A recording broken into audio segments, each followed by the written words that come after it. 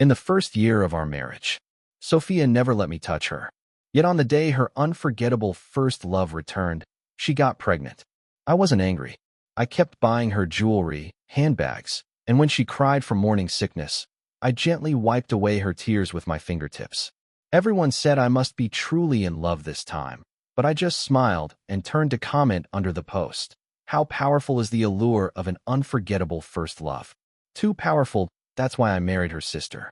I wanted to see her sister, who has the same twin face, have everything then end up with nothing. Chapter 1. If I counted up, Sophia and I have been married for a year.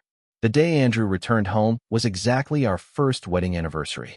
I stood at the floor-to-ceiling window of the hotel, not far away, coldly watching Sophia and Andrew passionately kissing at the Central Plaza's musical fountain, entwined deep, lost in their feelings. The cigarette in my hand burned slowly until it accidentally scorched my fingers. The cigarette but fell, leaving a small burn hole in the carpet. That night, Sophia didn't come home, not even bothering to give me an explanation. It wasn't until the middle of the night that Andrew sent me a photo. Sophia asleep on the hotel's white bedsheets, her face in profile, especially showing the red birthmark at the corner of her eyed out my favorite spot. And Andrew did it to taunt me. Look, your wife of 1 year. I just had to beckon, and she'd end up in my bed. Ethan, I've been gone for a year, and you still haven't won Gina's heart. What a loser. But who said I ever wanted Sophia's heart? Chapter 2. The next morning, rumors of Sophia cheating with her ex-lover were all over the place, even causing the stocks of the Smith family to plummet. Mr. Smith was so furious he slapped Sophia. The moment I arrived, he hurriedly invited me to sit and personally poured me tea. Ethan, don't take it to heart. These are just baseless rumors, none of it's true. You've been married to Gina for a year. You should know her character. I didn't answer, just stared at Sophia, but she still didn't show me any kindness, scoffing coldly. Ethan, I've told you before, I don't like you. Our year of marriage has been in name only. Let's get divorced. I shook my head slightly. No. Sophia sneered. They all say you're my simp, and they're not wrong. We've slept in separate rooms for a year, and now I've cheated, and you still refuse to divorce me. Ethan, do you really love me that much? Seeing my face darken, Mr. Smith gave Sophia another harsh slap. Stop talking nonsense. You need to understand what a blessing it is for you to marry President KU. How good he is to you, don't you see that? Sophia froze, covering her face, tears starting to fall. She looked at me with a hint of guilt. I know. I was shaken at first, but Andrew is back. He's back. No matter how good anyone else is, it doesn't compare.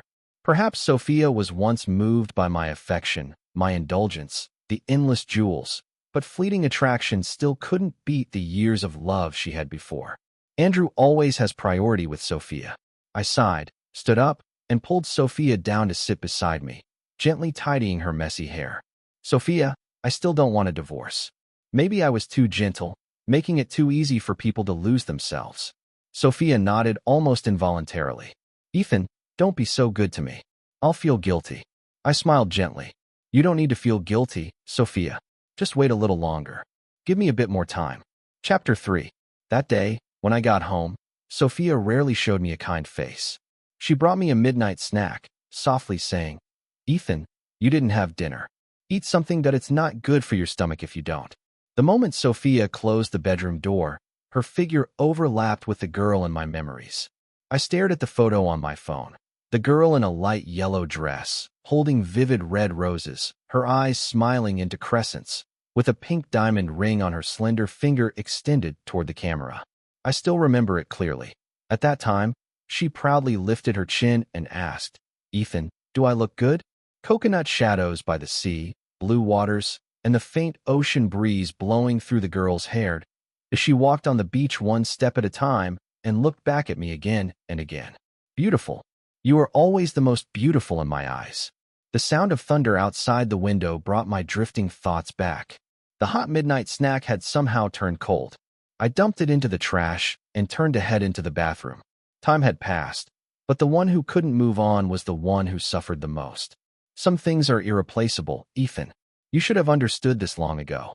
Chapter 4. After that day, Sophia indeed behaved herself for 2 days. She stayed at home and made dinner for me for 2 nights. Unfortunately, it only lasted 2 days. On the third day, she was back trending with Andrew. This time, they attended an auction together. Andrew spent millions to buy a diamond necklace, putting it around Sophia's slender, white neck in front of everyone.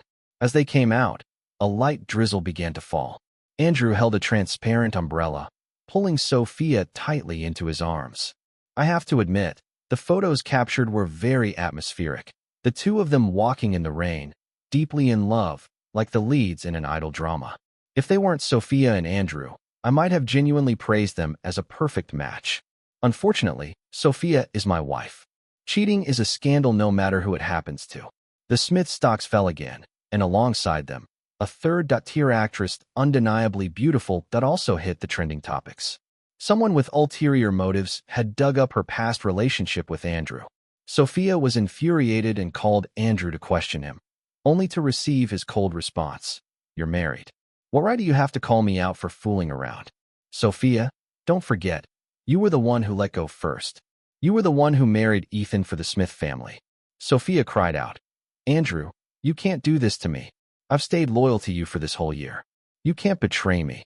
Well, that if I weren't involved, I'd think I was watching some tragic love TV drama. Sophia called me while I was drinking at a bar. On the other end of the phone, her voice was thick with drunkenness and sobs. "Ethan, come pick me up and take me home." By the time I arrived, the table was already littered with empty bottles.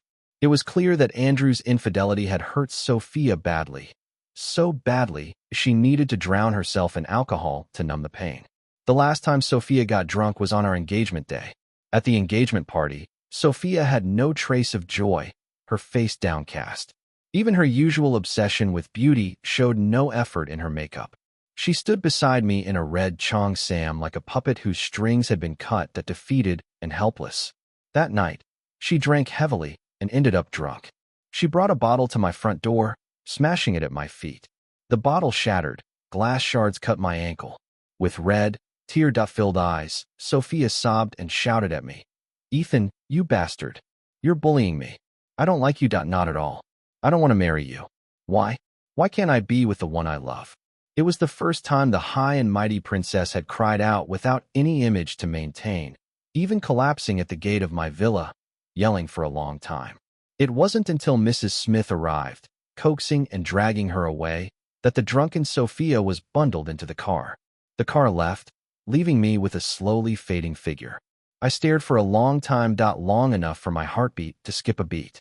Yeah, I also want to ask, why can't I be with the one I love? Chapter 5. I brought Sophia back home. In the year we've been married, we've always slept in separate rooms.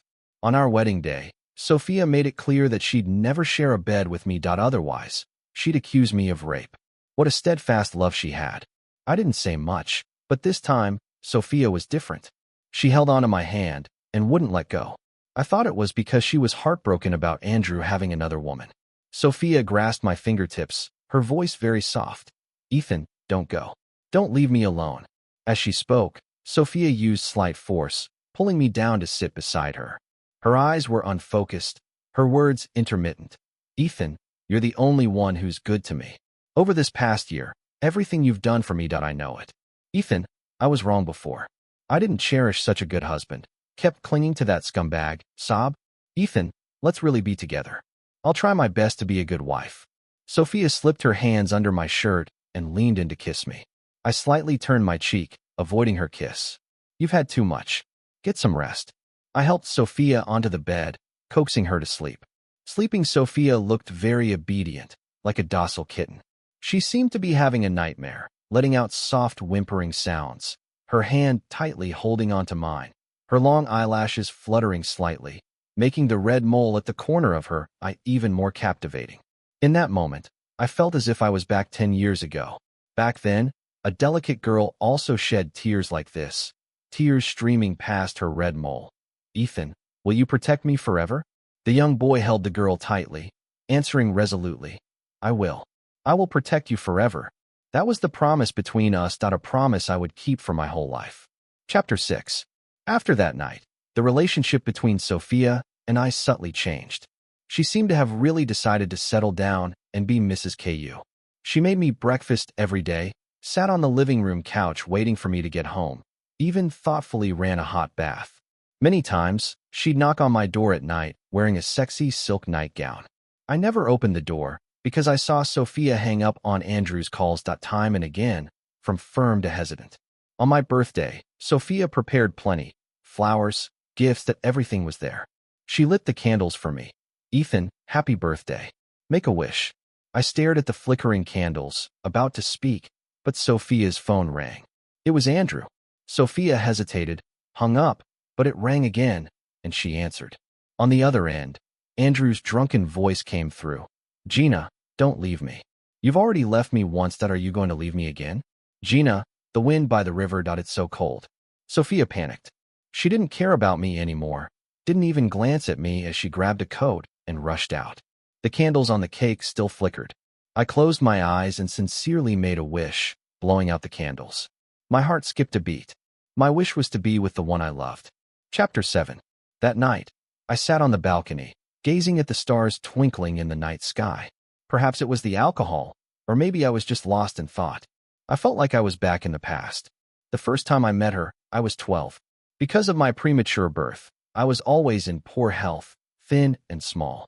And because I looked fair like a little girl, I was often bullied by classmates.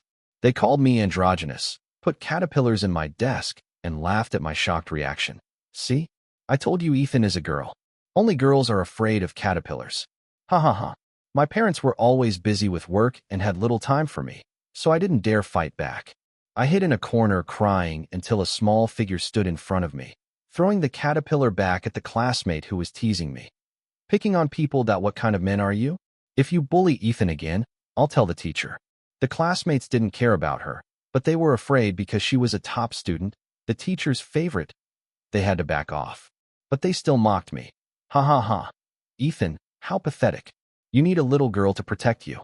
You two should be sisters. Ha ha ha. Careless words in childhood can hurt a young heart deeply, but a kind word can also make a young boy stand tall. The little girl patted my head comfortingly. Don't be afraid. I'll protect you from now on, Ethan. One day, you'll be a real man. Those words changed my life. I started running, biking, exercising with the help of the family doctor, gradually growing stronger. I was no longer the frail little boy, because I too had someone I wanted to protect. For the rest of my life. Chapter 8. Sophia started leaving early and coming home late again, sometimes not coming home at all. I didn't question her, nor did I blame her. I'd gotten used to it. Over the past year, in the empty villa, it was only me. Lonely. But I'd long gotten used to it. I threw myself into work completely, not just at KU Corporation, but also helping Smith Corporation secure many deals with us. Every time Mr. Smith signed a contract, he'd sigh repeatedly, his words full of regret about not raising his daughter properly, thus letting me down. I'd always just smile faintly, never blaming him too much. Sophia was the most beloved daughter of the Smith family, pampered to the extreme. If she wanted the moon, Mr. Smith would find a way to buy naming rights for a star and name it after her. So when Sophia wanted to marry into the He family, a tier below the Smiths, Mr. Smith agreed. However, Smith Corporation had a critical deal with KU Corporation then, so Mr. Smith had to sacrifice Sophia's love. He felt indebted to Sophia, so as long as I didn't get angry, Mr. Smith turned a blind eye to her actions. And my patience, in Mr. Smith's eyes, only showed how deeply I loved Sophia. He probably thought that with Sophia keeping me hooked, one day Smith Corporation might even swallow KU Corporation. I could understand his thinking if I were truly a fool blinded by love. Mr. Smith, a pleasure doing business.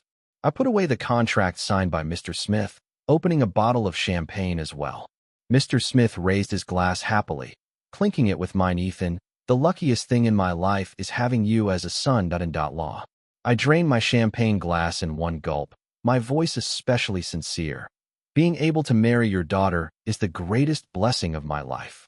Mr. Smith paused, sighed again deeply. But I knew his sighs weren't for my pain or worries. He just felt powerless about Sophia's reckless actions. A month later, I saw Sophia again. That day, she cooked a great dinner at home. Red wine, candles. It looked warm and romantic. But I knew Sophia wasn't doing this to make up with me. She was pregnant, and it went without saying. Andrew's child. This elaborate setup was for her to discuss divorce with me. Sometimes I really couldn't understand this woman. Why arrange such a scene just to talk about divorce? Anyone who didn't know better would think it was our wedding anniversary. Sophia sat quietly at the side, watching as I finished the steak on my plate bite by bite. She was surprisingly patient, waiting until I'd finished dinner to finally speak. Ethan, I'm sorry. Our marriage has reached its end. Then she presented me with a divorce agreement. Perhaps because she was pregnant, Sophia felt guilty toward me and didn't want to jeopardize the cooperation between KU Corporation and Smith Corporation. The divorce agreement was practically her leaving with nothing. But it didn't make much difference. When she married me, I didn't ask for anything either. I held the pen but didn't sign right away, looking up at the beautiful, alluring woman in front of me. Sophia, are you sure Andrew loves you? Only you forever? Apparently, Sophia hadn't expected me to ask that. She stared at me blankly for a long time until a flicker of guilt appeared in her eyes, and she looked away. Andrew loves me. I know he does. He only loves me. Ethan, stop playing games. Sign it, and let's part on good terms. This time, I didn't hesitate. I quickly signed my name. With the final stroke, I completely ended the brief and bizarre marriage between Sophia and me. When Sophia took the divorce agreement, she stared at my signature for a long time. Ethan, you don't seem sad at all. I nodded calmly. Because I don't love you. Sophia froze, her expression shifting from disbelief to realization, and finally panic and confusion. Tears fell from her eyes, and she frantically tried to leave, but I gripped her wrist tightly. I smiled, staring straight into her eyes. Sophia, we can't part on good terms. Chapter 10. I heard that Smith Corporation and Hayes Corporation had started a collaboration. If the project succeeded, the two families might surpass KU Corporation. Because of this, Sophia and Andrew's wedding was hastily prepared. When the invitation arrived, I was watching a video of Sophia leaning against Andrew's shoulder, her face full of happiness as she announced her wedding.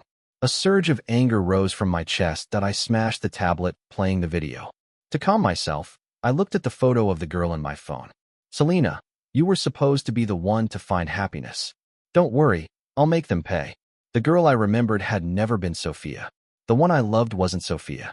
Her name was Selena. She was Sophia's twin sister. They looked 70 to 80% alike, especially with the red mole at the corner of their eyes. Both sisters had it. I admit that when I looked at a face similar to Selena's, it sometimes comforted my grief for losing her. But over time, I became increasingly clear. Sophia was not Selena, and she could never replace her. My Selena was innocent, beautiful, with a smile as gentle as the night moon. She was warmth itself, a ray of light that shone on me. But in the Smith family, Selena wasn't as favored as Sophia.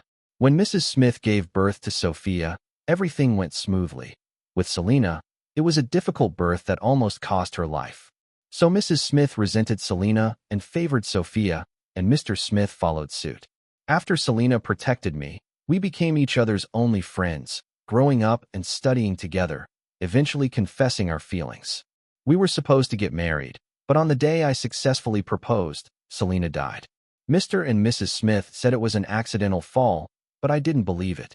My Selena was like a pear blossom in a storm. Resilient and careful. Moreover, Selena's body didn't have the engagement ring I had given her, a valuable pink diamond ring. I checked all her belongings and still couldn't find it, yet I happened to see Sophia wearing a pink diamond necklace. Cherry blossom-colored pink diamonds were rare. I was sure that was the one I had set into Selena's engagement ring. On Sophia and Andrew's wedding day, I didn't attend because, you see, chaos would arrive on its own. To recover the Smith and Hayes family stock prices, which had plummeted due to Sophia and Andrew's affair, Mr. Smith invited many media outlets to the wedding. He intended for them to write favorable stories to redeem the disgraced couple. In total, there were over 20 media outlets. I sat in my office, remotely watching the wedding unfold step by step, and felt a subtle sense of satisfaction. Sophia, Andrew. Just wait. You'll remember this wedding forever. It's my carefully prepared gift for you, a wedding of death. Chapter 11. After a year of painstaking investigation, I finally uncovered the truth behind Selena's fall. It must have been heaven taking pity. At a park outside the Smith family villa, a young man was flying a drone and happened to record the entire crime committed by Sophia and Andrew. It took me a month of watching surveillance footage around the Smith family villa to find such a precious piece of evidence. Unfortunately, by the time I found the boy's address and rushed to his home, he had already gone abroad for his studies. His parents were highly wary of my sudden appearance, resolutely refusing to disclose his whereabouts. There was no other choice. It took a lot more time before I found out he was studying in Germany. That day, I took the nearest flight to Germany and found the boy. When I showed him Selena's picture, he dodged it anxiously, refusing to admit he had ever seen her. I stayed at his school for half a month, going to find him every day, pleading with him to give me a sliver of hope. Perhaps it was my unkempt beard and the look of despair on my face that stirred his sympathy. He finally sent me the drone footage. He really did record a video.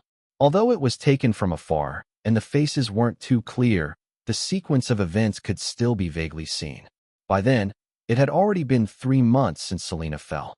I watched that video all night that I finally knew the entire truth. I knew why my Selena had fallen. On the day she accepted my proposal, she wasn't pushed. Chapter 12. The wedding officially began. Sophia wore a fluffy white wedding dress, an exquisite crown, and held an expensive lily-of-the-valley bouquet, walking slowly toward Andrew with Mr. Smith's help.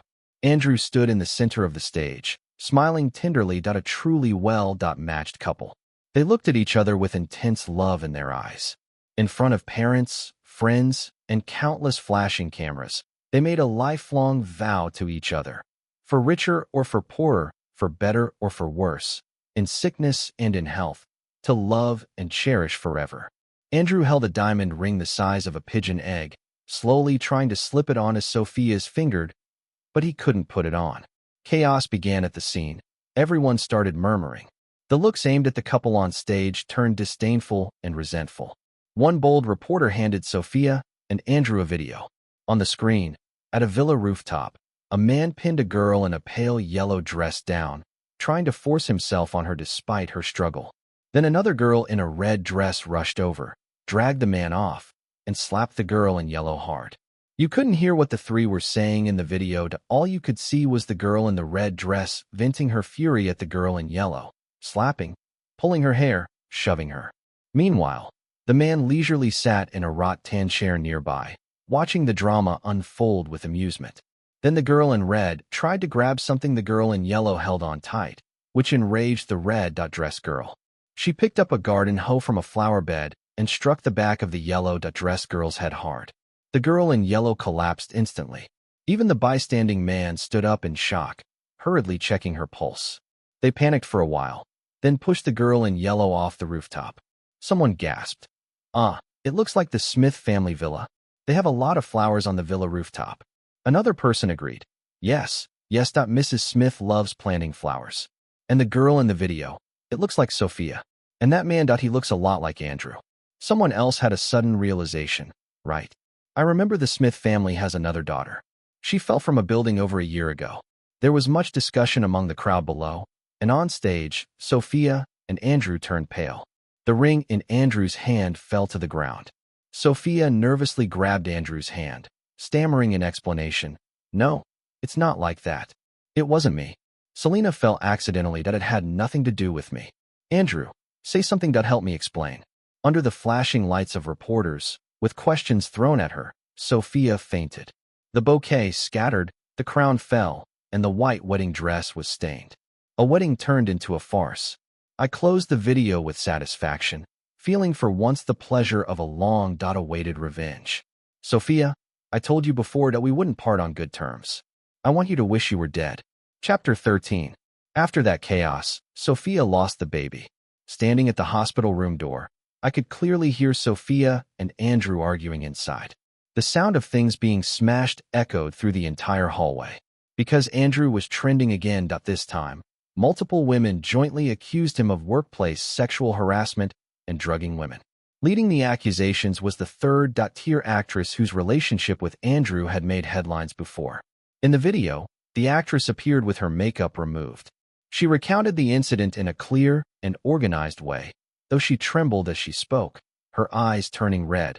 I met Andrew at a friend's gathering. I only wanted to focus on acting and didn't want to get involved with the wealthy.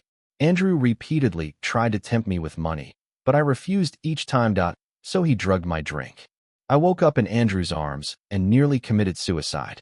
Andrew didn't want things to escalate, so he hypocritically coaxed me, offering money and resources while threatening me, telling me that his family was rich and powerful, and if anything happened, I'd be the one to suffer. Helpless, I accepted everything, agreed to be his mistress, but secretly began collecting evidence of Andrew's abuse of women. What I found was far worse than I imagined. Andrew had a deeply promiscuous nature. Besides his entanglement with Sophia, he kept affairs with many other women. He even harassed pretty female employees in his company, both verbally and physically. Andrew was rotten to the core. Sophia cried as she blamed him. Andrew, you forgot what you promised me. You said you'd never fool around with other women again. If it weren't for you, I wouldn't have done that to Selena. Andrew was silent for a moment, then spoke impatiently. You blame me? You were the one who did it. Sophia, do you realize how serious this is now? Both families, both companies are surrounded by reporters. Hayes Corporation stocks have hit rock bottom. I got chewed out by my old man. I asked a lawyer. He said the video doesn't show our faces clearly, and the audio isn't clear either. As long as we deny it, the police can't do anything. Even if they find out it's us, we'll just blame everything on Selena. Say she seduced me and stole from you, that you accidentally hurt her, but never admit it was intentional. Don't worry too much. Your dad and my dad will handle it, just like a year ago. We'll keep everyone fooled. After a moment, Sophia nodded, sobbing quietly as she leaned against Andrew. Andrew, I'm scared. It's all the damn Selena's fault. Even after dying, she won't let us live in peace. Andrew fell silent again. There are too many reporters outside. We should find a place to lay low until my dad and your dad handle this. Sophia agreed and got up to change, disregarding her still weak body from the recent miscarriage. I left before they opened the hospital room door. Sophia, Andrew. Thank you for walking right into the trap. I'll make sure you regret thinking your little tricks were clever. Chapter 14. When I arrived at the Smith family home, Mr. Smith was busy discussing countermeasures with Mr. Hayes. The Smith villa was filled with top-tier lawyers in the industry. When Mr. Smith saw me, it was as if he had found a lifeline. He poured tea for me personally, speaking in an unusually humble tone. Ethan, son.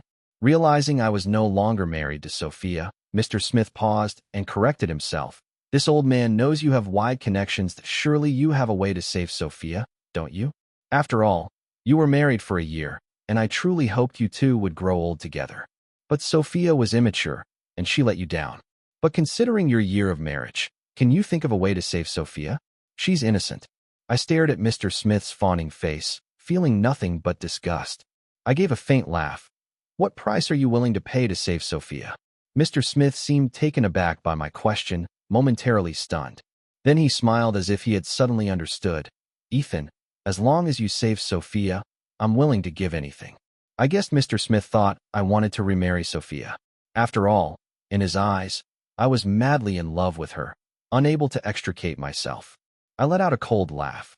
If you had treated Lena like this back then, she wouldn't have died with regrets, and Sophia wouldn't be in the mess she is now either.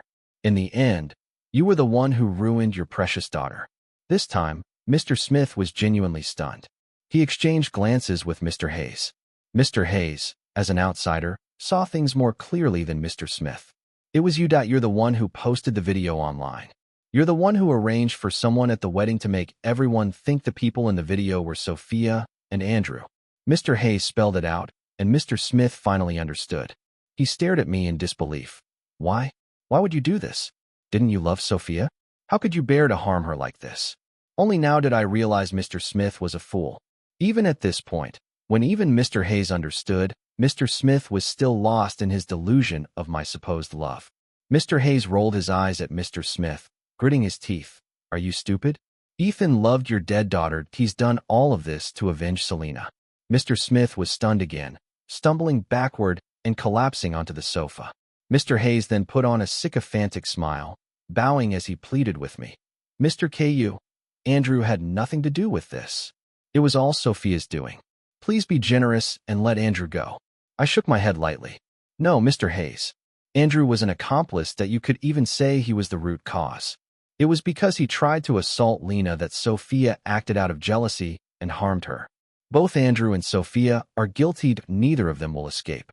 I stood up, looking at Mr. Smith slumped on the side. Suddenly, I realized the question I always wanted to ask on Selena's behalf no longer needed to be voiced. We'd known the answer all along. The Smith parents simply didn't love Selena. So they didn't care about her, didn't understand her, didn't know who she was dating, and were indifferent to her death. There was no heart-wrenching reason, they just didn't love her. It was that simple. As I turned to leave and reached the door, Mr. Smith suddenly shouted after me. "Ethan, you can't hurt Gina." Mr. Hayes also shouted threats. "Don't think that just because KU Corporation is big, you can do whatever you want, Ethan. You won't succeed. The Hayes and Smith families aren't necessarily any less than KU Corporation." I paused, then turned back, sneering at the two of them. "Mr. Hayes, Mr. Smith, when you can't protect yourselves, why waste your efforts?" Without caring about their roars and curses behind me, I walked away faster. Just as I got into my car, I saw people from the Bureau of Commercial Crimes arrive and head straight into the Smith villa. Not long after, both Mr. Smith and Mr. Hayes were taken away in police cars. This too was a gift for Sophia and Andrew. Gathering all that evidence wasn't easy. Their actions had always been protected and covered up by their parents. Especially the Smith parents, who were also partly responsible for Selena's death. I wasn't going to let a single one of them off the hook. Chapter 15. My assistant glanced at me in the rearview mirror, tentatively speaking. "Boss, to the office?" I stared at my reflection in the car window and laughed. "To the florist. I want to buy some flowers for Selena. I hadn't visited her in a long time. I wondered if she was mad at me." I placed Selena's favorite sunflowers in front of her grave, sitting on the ground as I opened a can of beer. "Lena, I'm sorry. I've been busy lately and haven't had time to visit you. You must miss me, right?" "I miss you too. Lena, don't worry that it's almost over. Those who hurt you will pay the price." I spoke intermittently for a long time, not sure if she could hear me. Out of nowhere, a butterfly flew in circles around me, then landed on Selena's photo on the tombstone. I think she heard me. What would she say? She'd say, "Ethan, stop drinking, that it's bad for your health. When I'm here to take care of you, you need to listen to me. Ethan, don't be sad for me. I want you to always be happy. Thank you for protecting me. Thank you for everything you've done for me. I like you. I like you a lot." As the butterfly flew away, my hand gently stroked the smiling girl in the photo. "Lena, I like you. I like you a lot." I sat by Selena's grave all night until the dawn of a new day arrived, and I reluctantly left. Chapter 16. I didn't go to the office, nor did I go home. I drove alone to a deserted mountain. After several turns, I parked outside a rundown house. Standing outside, I smoked 3 cigars in a row, the air filled with the bitter scent of tobacco. Only after the third did I push open the door. The moment Andrew heard someone arrive, he struggled excitedly. "Who are you? Why did you kidnap us? How much money do you want? We'll give it to you." Sophia added, "Yes, just don't hurt us, that will pay whatever it takes. My father loves me. He'll pay for sure." I slowly removed their blindfolds, leisurely sitting in the chair opposite them and enjoying their stunned expressions. Maybe it had been too long since they'd seen daylight that Andrew and Sophia squinted for a long time before they could see me clearly. "You." Andrew froze. "Ethan, why did you kidnap us?" Suddenly, I realized Andrew probably didn't know about my past with Selena, so it wasn't surprising that he didn't understand. Since that conversation on the day of the divorce, Sophia had understood everything right from the start. I had never loved her. I had merely treated her as Selena's substitute, keeping her around just to make her fall in love without getting it in return, but to make her suffer the pain of longing day after day. "Ethan, are you planning to kill us?" Hearing Sophia's words, Andrew was bewildered. In a situation like this, Sophia had no time to explain to Andrew. Instead, she cried and shouted, "Ethan, if you kill us, you'll end up in prison too. My father won't let you off." Unknowingly, I had lit another cigar. It seemed that after Selena passed away, I had fallen in love with smoking one cigar after another, immersing myself in it. But this time, a cigar that I only took 2 puffs of tasted unbearably bitter. I casually stubbed it out on Sophia's leg. "Sophia, do you think I care? Besides, your father can't help you anymore, they can't even protect themselves." Maybe my deranged demeanor scared Sophia thoroughly. She didn't even have the strength to cry out in pain from the burn, instead pleading tearfully, "Ethan, Selena is dead. She's already dead. You loved her, didn't you?" I'm her twin. We look so much alike. I can take her place, stay with you. I promise I'll behave. At this point, Andrew also understood. He crawled towards me, pleading, Ethan, Mr. KU, Selena's death had nothing to do with me. Please let me go. Chapter 17. An evil idea formed in my mind. I nodded thoughtfully. Only one of you can live. So how will you decide? Sophia and Andrew exchanged a glance, their eyes both lighting up. Sophia spoke first. Andrew, you said you'd love me forever, that you'll choose to let me live, right? At that moment, Andrew dropped all pretense and without hesitation shoved Sophia to the ground. Why should I, Sophia? You said you loved me, then die for me. Besides, Selena's death was your doing, not mine. I got caught up because of you. Seeing the man she once loved change his tune, Sophia froze on the ground, tears streaming uncontrollably. But Andrew, it was because you wanted to assault Selena that I acted against her. It was because I loved you so much that how could you do this to me? From their back and forth, I pieced together what had really happened when Selena fell. It turned out I was also part of the reason for Selena's death. Growing up, parents had never cared about Selena, treating her with emotional neglect. In contrast, they pampered their younger daughter Sophia, caring for her meticulously and indulging her in everything, including mistreating Selena. The day I proposed to Selena, we were both so happy. But after the joy, Selena became melancholic. Ethan, my parents don't like me very much. I don't know if they'll agree to me being with you. At that time, I just squeezed Selena's cheek and comforted her. Being able to marry into the KU family, your parents will definitely agree. That day, I dropped Selena off 1,000 meters away from the Smith Villa, as usual, never expecting it would be the last time I'd see her. After Selena returned home, she saw Andrew was there and went to the rooftop alone. Although Mrs. Smith loved to say she enjoyed gardening, the truth was that Selena had done all the gardening work. The mother just admired the results. Selena was weeding the flower beds when Andrew, with malicious intent, followed her up. Andrew pinned Selena down. I've played with all kinds of women, but I haven't tried twins yet. Selena, be good. Let me see if you're just as alluring as your sister. Selena couldn't break free and started shouting in panic. The shouting attracted Sophia, who arrived and slapped Selena without even asking what was happening, keeping cursing. Selena, you little slut. How dare you seduce Andrew? I'll beat you to death. No matter how Selena explained, Sophia wouldn't listen. When Selena tried to defend herself, Sophia noticed the pink diamond ring on Selena's hand. Sophia had never seen such a good quality pink diamond and naturally wanted it for herself. Oh, Selena, which rich boy did you seduce to get such a good diamond ring? Give it to me. Give it to me. It was the engagement ring I had given her. Of course, Selena wouldn't give it up. Growing up, whenever Sophia asked for something, Selena always gave it to her. This time, Selena's refusal enraged Sophia. Desperate, Sophia grabbed the garden hoe nearby and struck Selena on the back of her head. Selena collapsed instantly. Sophia panicked and called for Andrew. What do we do? After thinking for a moment, Andrew decided to stage Selena's death as a fall. With the help of both sets of parents, the matter was quickly covered up. And just like that, Selena's young life came to an end. Chapter 18. I ignored their dog bickering and walked out. The little shabby house was indeed falling apart, but it was still a proper cage, the grave I had painstakingly found for them both.